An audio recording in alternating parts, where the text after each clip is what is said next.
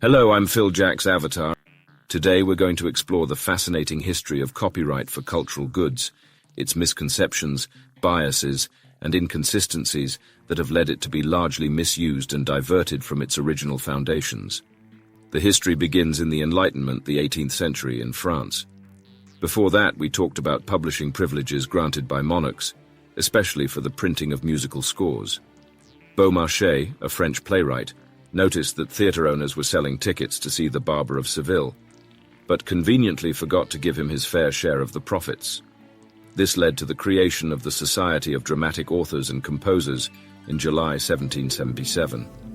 Clearly, Beaumarchais wasn't trying to stop amateur troupes from performing his plays in the streets.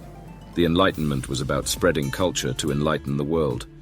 The real issue was ensuring that the author received a fair share of the profits from commercial uses of their works to correct an injustice. The same injustice that English novelists like Charles Dickens would later experience a century later, forcing them to fight alongside other authors against American publishers who released versions without paying royalties. This was the original definition of authors' rights, now completely twisted by big publishers, who use copyright to create artificial rarity and prevent new competitors from emerging. Isn't it quite astonishing to see that societies meant to defend the rights of independent authors like Beaumarchais now primarily defend the interests of large publishing groups, often at odds with their authors? We must also speak here of Victor Hugo and his speech at the International Literary Congress of June 1878, undoubtedly the most beautiful speech ever written in the world. He laid down the principle of intellectual property on a global scale in these terms. The principle is twofold, let us not forget. The book, as a book, belongs to the author, but as thought, it belongs, the word is not too vast, to the humankind. All intelligences have a right to it. If one of the two rights, the right of the writer and the right of the human mind, had to be sacrificed, it would certainly be the right of the writer, for public interest is our sole preoccupation, and all I declare must come before us.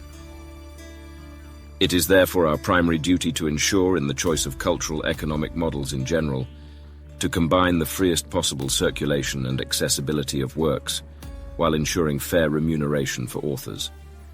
And in his speech, Victor Hugo also talks about remuneration with economic precisions, maths and percentages.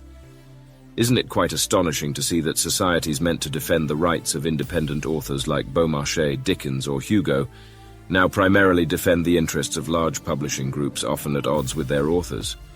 Is it normal that today, in literature, an author must ask his publisher for an annual statement to get paid?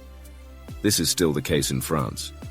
Aren't publishers capable of using software to calculate and send the correct payment to their authors in seconds automatically every month? Is it normal that an author must create a company to access advertising for his publications or state subsidies in music or cinema? A songwriter or scriptwriter cannot be an independent author like Beaumarchais was.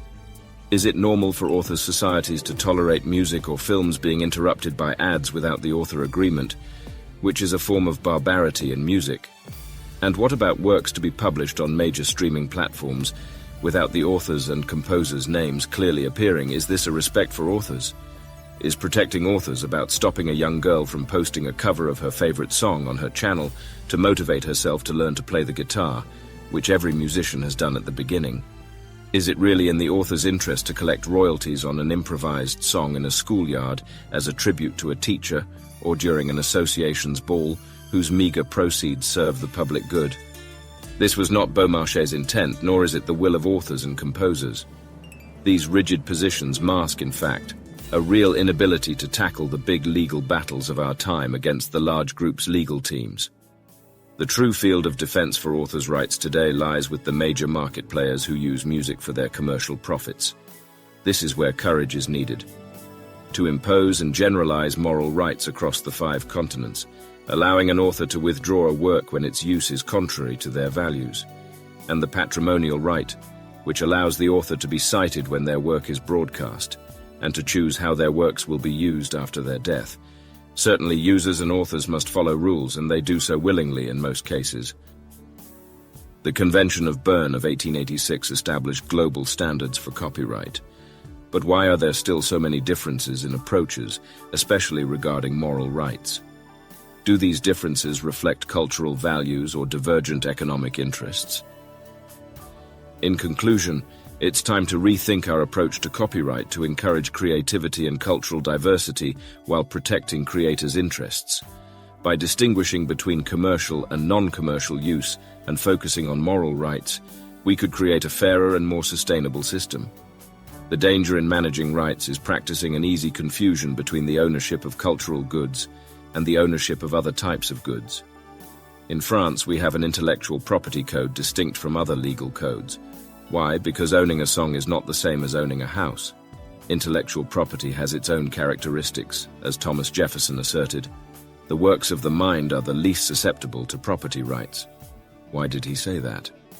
If the first blues musician had copyrighted the E, A, and B chord progression, keeping it exclusive and prohibiting others from using it, then we can imagine the consequences for the evolution of modern music. The definition of plagiarism is on a whole other level, very easy to settle by court decisions.